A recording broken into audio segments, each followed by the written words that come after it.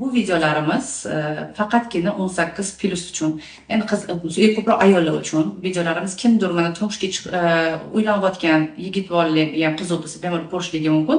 Lekin bu strogo o'sha yosh bolalardan telefonni olib qo'yinglar deb aytamiz, chunki bu yerda yo'q, bor. Sizni gapingizga qo'shimcha qilaman. Buni savodsiz odam aytadi. Chunki Instagram, Telegram, YouTube hamma narsa biz odamlardan ko'ra aqlliroq.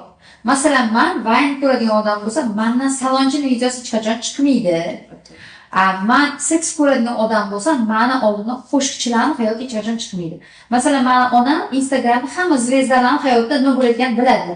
Lekin men nimaga ularning hech qaysini ko'rmayman. Qiziqmaysizda? Demak, Instagram faqat sizga qiziq bo'lgan temalarni chiqaradi.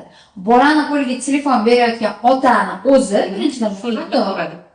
Ikkinchidan o'zlari shu pornoni ichida yotadilar, o'zlari kuzatadilar hamma narsani.